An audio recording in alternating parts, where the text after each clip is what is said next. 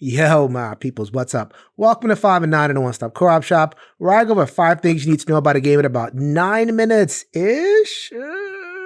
Today I'm taking a look at Super Boss Monster, an updated base set for the Boss Monster property, which came out in 2012. There are a ton of expansions for it, so it could be a little bit intimidating looking at that whole line, but here is a new entry point, which offers the same core gameplay. You are playing a boss 16-bit style video game. You're constructing a dungeon of 5 cards, using combos in order to lure heroes in and kill them with the most powerful dungeon possible.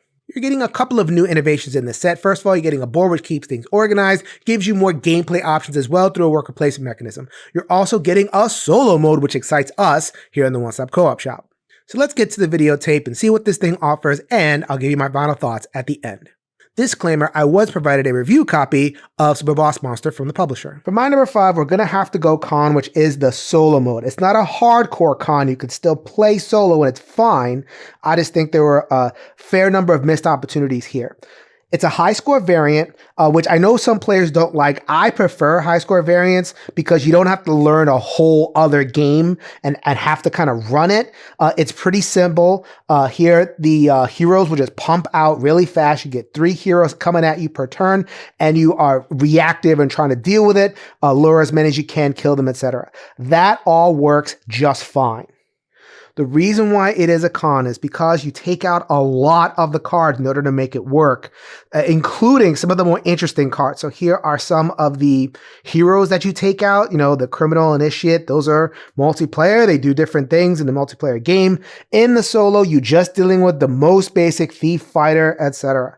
You also take out half of the spells.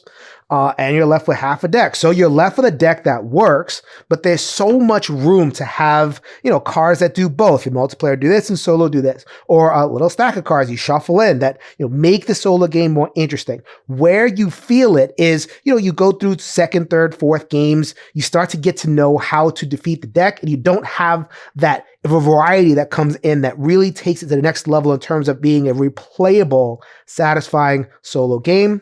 So it works as a solo, but it could have been much, much more. My number 4, generally a pro, is Super Boss Monster as a new base set, a jumping off point to get into the Boss Monster system. So many expansions, so much content for it, but really this is where you want to begin, in my opinion. I played the original game, was frustrated with it. I'll get to that when I talk about my point number 3, which is the randomness of the game. But this board right here does a lot to mitigate. You get this minion, which is a worker placement style thing where you can go to different spaces, you can draw extra cards, get extra symbols, and manipulate things such that you shave off some of the more swingy parts of the game and are more likely to get what you need when you need it in a strategic way. And it keeps things organized. So in terms of the new package that Super Boss Monster offers, this is a pretty good place to start. My number 3, a mix overall, and this is going to be the thing that new players are going to have difficulty with. So just a buyer beware thing over here is the randomness of the game. So even though the board does a lot to mitigate and shave off the outer edges, you still might have situations where, for example, you have thief, fighter over here. You want to get your dungeon started and start luring these things. But your options are that you have, symbols that are not matching in the market or in your hand, or you might have matching symbols in your hand, but the cards don't combo together and it's a pretty weak dungeon overall. Overcoming that might be difficult. In addition, in the multiplayer, there are plenty of cards that can mess with each other's dungeons. So there are lots of ways to kind of just have a lot of null turns, not interesting turns, etc. And that could be really frustrating unless there's some kind of table agreement that we're not going to be too mean to each other, but you can't guarantee that. On the other side, your hand could come together really easily and you could just romp through. The reason I say that's a mix, not a con, is that we have to remember the audience for this thing. This thing belongs on a target shelf. More casual players are going to come in there. You want that looser structure so that a new player might have a chance against the more skilled player. They get the right cards, and it feels really, really good to get that going. My number 2 is a pro, which is the boss variety. This is basically your character. You see a lot of different choices, and it's pretty simple. So a lot of times the boss power is going to trigger when you level up, which is you build a certain number of cards in your dungeon.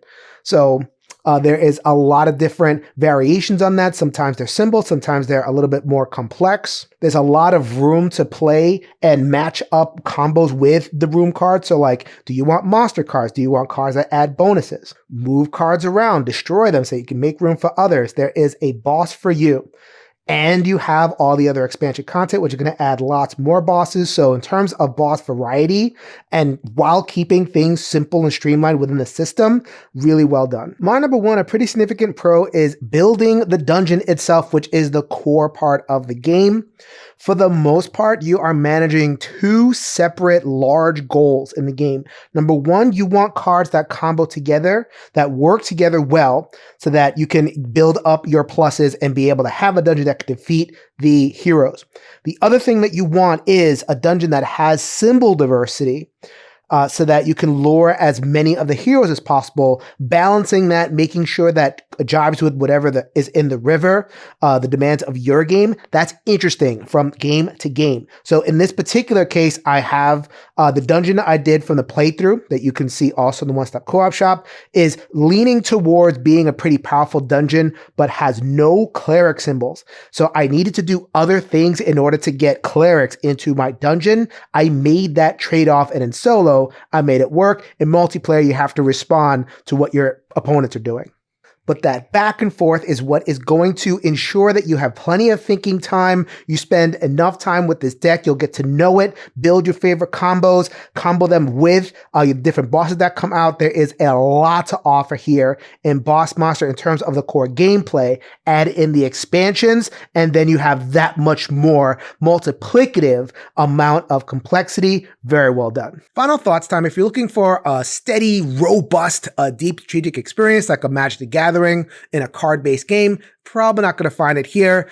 The game intentionally builds in a lot of randomness and looseness in the system because it is meant for that target audience of a Target or Walmart shopper, casual gamers that are looking for a good time around the table, and it does offer that. It offers that enough strategy in terms of the card combos to satisfy, and also that theme is so much fun.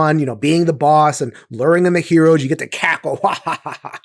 And it stands over multiple plays. Multiplayer solo I had a little bit more difficulty with, but there is room to improve the solo. Maybe there'll be another expansion that you could shuffle it in, and it would actually turn what is, I think, a bare bones solo into a more robust experience. But I think it would need more expansion for that. So if you've been at all curious about the Boss Monster property, you've seen it in the stores, Super Boss Monster is a really, really good place to start.